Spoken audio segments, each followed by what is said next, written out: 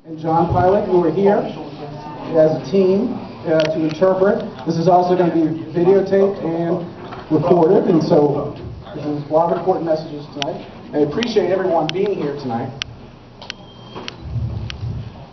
I first wanted to thank the audience. Thank you very much. I want to thank the panel who are taking time out of their busy schedules.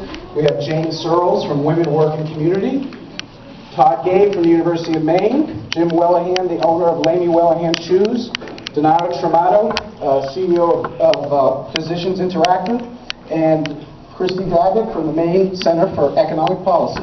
And I thank all of them, and I thank you. I also want to recognize our city councilors who are present. Councilors Faircloth, if they're here, Councilor Faircloth, Sprague, and Civiello, and Councilor Graham. There we go. And former Councilor Longo is even here, so thank you very much. Does any of the councilors wish to... Oh, Councilor Pat Blanchett. Oh, okay, I'm sorry. I'm sorry. I sit next to Pat, so I don't know how I forgot that. Pat, can you want to say a few words? Okay. Councilor Faircloth, did you want to say anything? Okay. And any other councilors wish to say anything? Okay. I'm sure that you guys will have other comments though as we go along. And our legislators, I want to thank Adam Good and Aaron Fry and State Senator Jeff Bradwick. Thank you very much. Appreciate it. I hope I'm not missing anybody else. Baldacci. Oh, Governor Baldacci is also here. I knew I saw you before. And my brother Peter, who's a county commissioner, is here as well. We have to pay due homage to the county at certain times, so I try to do that as often as I can. And I want to recognize someone who has shown great courage before we get started in terms of her artistic work and in terms of her being able to speak up, who is the artist who gave us the labor mural has joined us tonight. And really, that whole episode, I think everybody agrees, is a metaphor for so much that has happened over the last 4 years.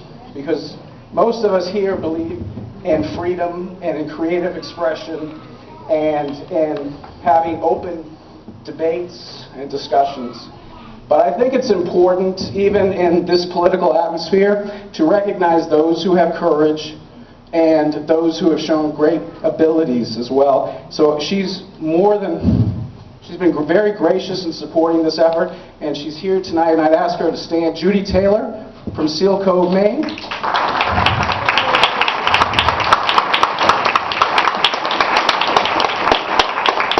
Judy, if there's anything you wish to say. I'm not really prepared. Okay. Well, we very much appreciate and respect and thank you for being here tonight. And I'm sure many people here would love to talk with you afterwards, but we really appreciate your support. In terms of getting started, I wanted to just say a couple of things. I first wanted to introduce Donato Tramato, who is the CEO and founder of an international medical mobile technology company, as well as multiple small businesses in his hometown of Ogunquit, where he served 3 terms as a town selectman. In 2010, he was appointed to serve on the Maine Economic Growth Council, a board charged with developing and evaluating the long-term economic growth plan for the state of Maine. One of his passions is healthcare and making sure that everyone is covered as a human right. He supports expansion of Medicaid under the Affordable Care Act, and he strongly supports the subsidies that make healthcare affordable for the poorest families in our state. There is a connection between low wages and poor health care. Typically, those at the lower end are unable to access health care. One of the many reasons we should have universal access to quality health care. He is a recent recipient of the Robert F. Kennedy Ripple of Hope Award for his work with an international nonprofit that he created called Health E-Villages, which provides state-of-the-art mobile health technology to medical professionals in some of the most challenging regions of the world. He was honored in New York by the Robert Kennedy Center along with fellow award winners Tony Bennett, Hillary Clinton, and Robert De Niro. And he's now here in Bangor with us. So please welcome Donato Trovato. Thank you, Donato.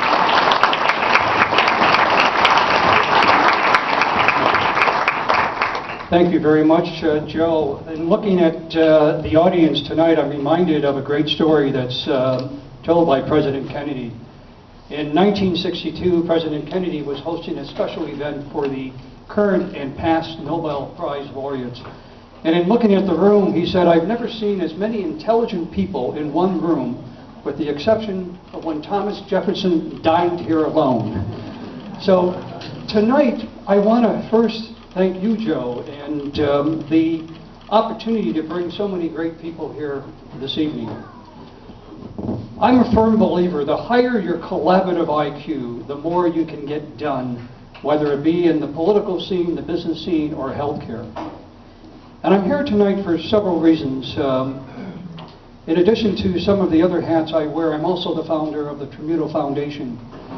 It's an organization that I founded in 2001, following the devastating events in 9/11. I was supposed to be on that second plane that hit the towers. My two friends and their 3-year-old were on the plane and lost their lives.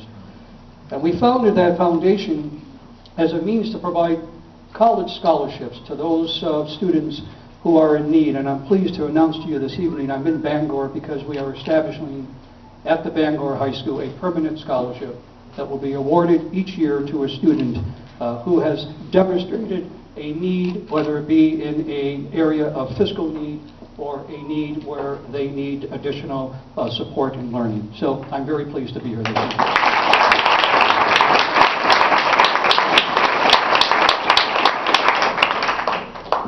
I'm also here tonight, and you have many other people who are smarter than me to talk about the economic value with respect to having decent and parity in terms of wages.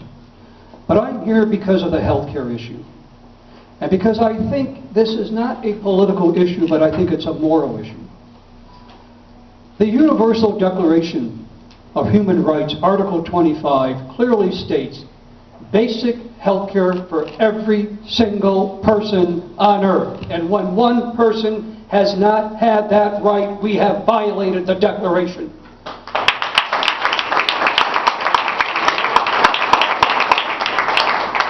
It is a passion of mine, and when I see and hear and assess the disparity in wages, it is translated into the unfortunate outcomes of healthcare. There have been enormous amount of studies. I am chairman also of Healthways, which is a publicly traded company. We have conducted many, many studies over the last few years. One in particular I would like to cite here this evening. Since 2007, Healthways has had a partnership with Gallup. And we have surveyed in the last 8 years more than 2 million people. Across the United States, we have surveyed more than 2 million people, and we have identified the variables that affect their well-being. One variable in particular is their fiscal well-being, and it has been demonstrated when you have a disparity in the wages for those individuals. Their well-being score is lower than those who are not in that group. That is unacceptable, and we need to address that. I am in particular remembering a story of a 29-year-old woman from Spokane, Washington, in one of the surveys that was conducted by Healthways. This is a woman who had lost her job. Her husband was earning less than $8 an hour. They were forced to live in the basement of her parents' home. Before she lost her job and before her husband had a wage decrease, they had no health illnesses that had been manifested. In the 6-month post her losing her job and her husband having a diminished wage per hour, they started manifesting certain health care conditions. She was suffering from mental illness. Obesity started kicking in. Part of the obesity was kicking in because they could not afford to go out and purchase fresh fruits and vegetables. They were forced to buy canned vegetables and frozen vegetables. all of which we know has high incidence of preservatives and salts and all the other variables that contribute to poor health. I can give you one example after another that supports the whole alignment of good health outcomes with the ability to have a decent wage. I have heard the arguments from my colleagues. As a small businessman in my healthcare company, we employ nearly 500 people. In my businesses that we have in Ogunquit, the 3 businesses together, we employ close to 100. And I have heard the age-old argument that if in fact you provide higher minimum wage, you are going to cut into the profits. I say to you that is not correct. That absenteeism and presenteeism is a healthcare metric we measure. That when people are not feeling good, when they have well-being scores that are low, they may be at work, they may be present, but they're not necessarily productive. Our economy is based on consumption. It's based on housing and consumption, and the economics of having more wages and having decent and having equality of wages has demonstrated that there is greater productivity, there is greater presenteeism, absenteeism goes down, and consumption goes up.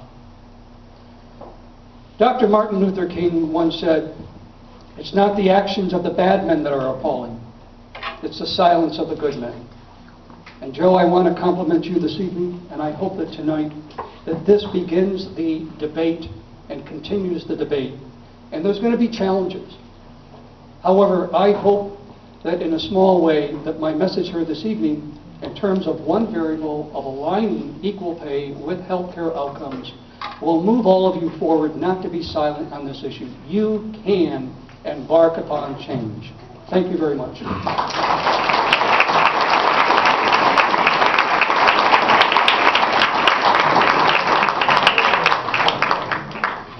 Donato, thank you, and your scholarship, we're looking forward to learning more about that.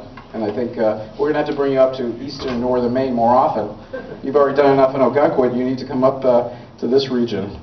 Our next speaker is Jim Wellehan. He's a noted business leader from Auburn, Maine. He has built, he and his family have a 100-year-old business.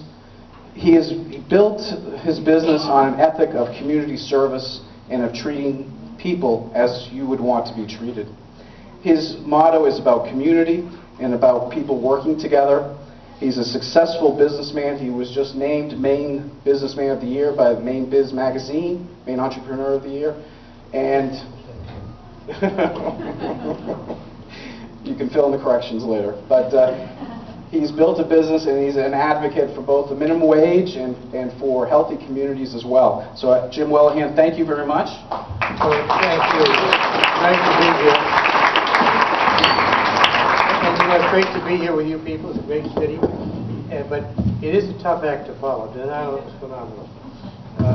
And we have been in business for quite a while, 100 years, 101 years now.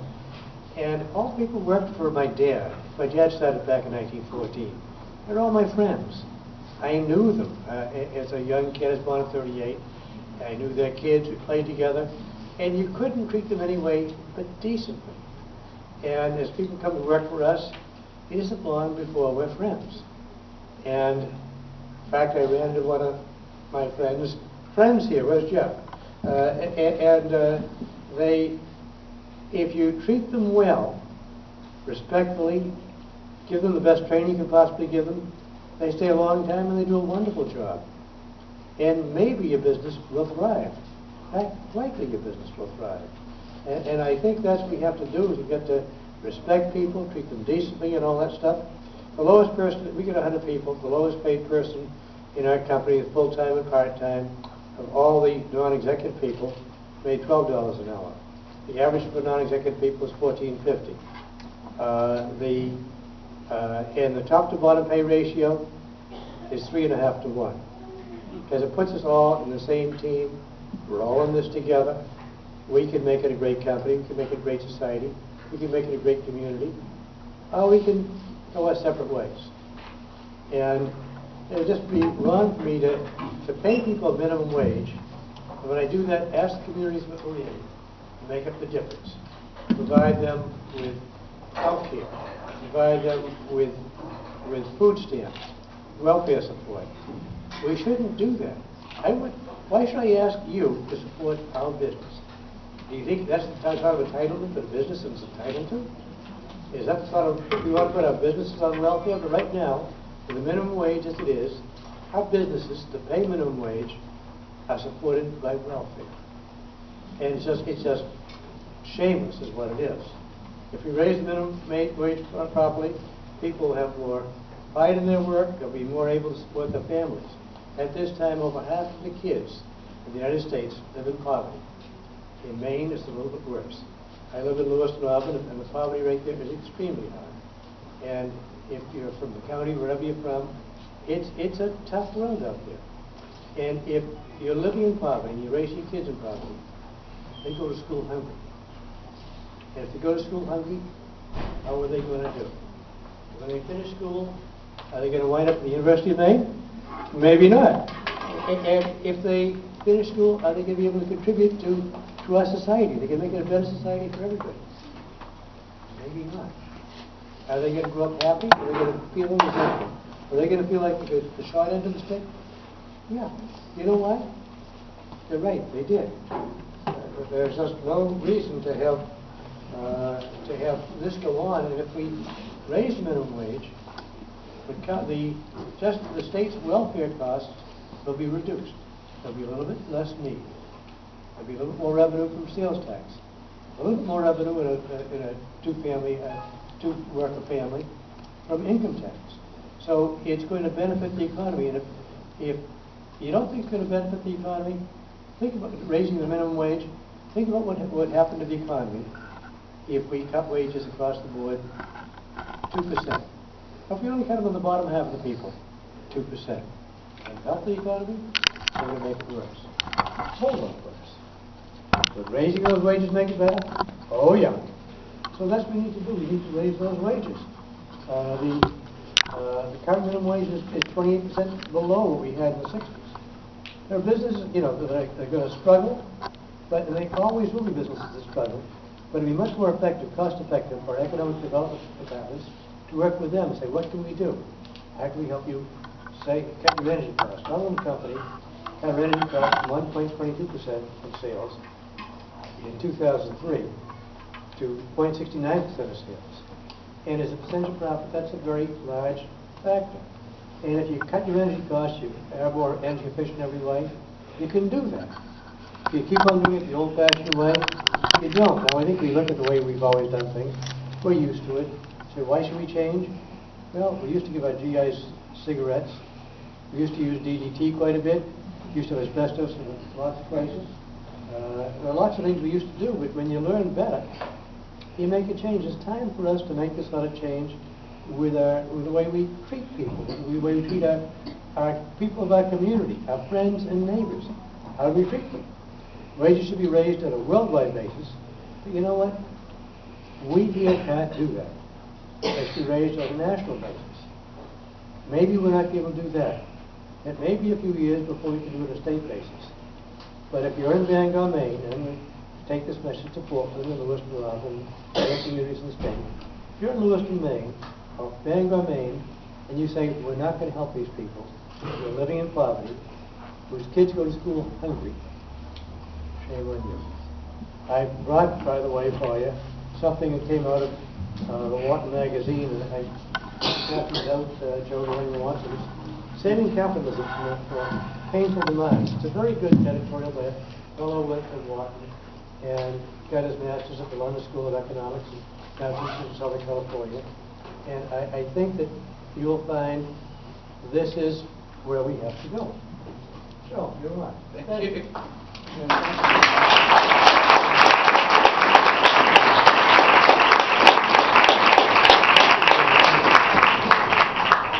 I would just note that Jim has a store near the Bangor Mall, so he's a local business owner as well. And in terms of his point about hungry children, in this school, 55% of the children that go to the Abraham Lincoln School qualify for free or reduced lunch. 54% of the entire Bangor school system, 54% of the entire Bangor school system qualifies for free or reduced lunch. There are 35,000 people that work within the city of Bangor. One of the reasons why I feel so strongly about this issue is because the people that are earning low wages are the people that need the help the most in this economy. The minimum wage has been effectively frozen for almost 6 years, and as Jim Wellehan just said, it's not going to happen at the federal level anytime soon.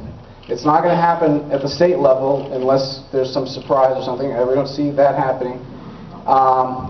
And we all, in terms of our working in our communities, which is one of the big messages that Jim has, and he's a noted community leader in Auburn, working in our communities that can have impacts that can ripple across the state. And Bangor is a significant, we have 3% of the state's population, but we have 6% of the state's workforce is right here in Bangor. Bangor is the #1 city in the state for retail sales. We contribute more to the state government for taxable sales than Portland or South Portland. We are, people don't realize a lot of this stuff, we are a retail powerhouse. And we need to recognize that our retail does very well. We need all workers to do well. And the people that work at minimum wage or near minimum wage, they are not asking for a handout. And if there's not a better issue that says that we want to reward work over welfare than raising the minimum wage. So that's kind of a message that you'll get as we go along here.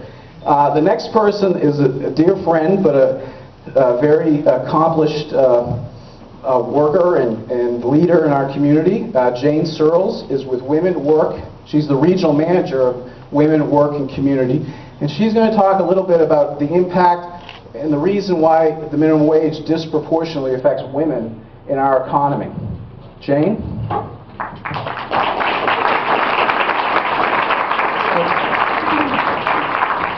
Born and raised in Bangor, UMO graduate, so I'm very local.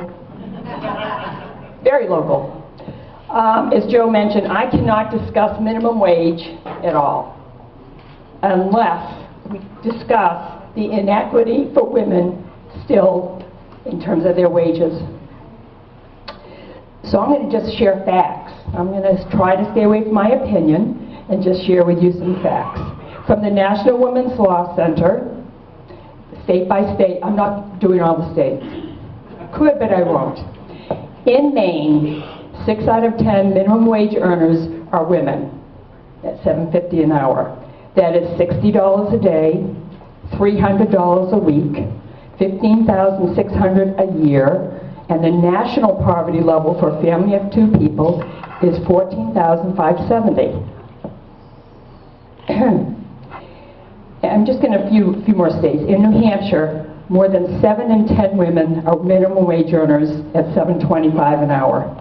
In Massachusetts, more than 6 in 10 minimum wage earners are women, and their minimum wage is $9 an hour. In Vermont, 2/3 of minimum wage earners are women at $9 an hour. Rhode Island, about 2/3 of minimum wage earners make $9 an hour, and in Connecticut, the winner, more than half of minimum wage earners are at $9.15 an hour. You think about that for a little bit. Lots of women in paint collar jobs.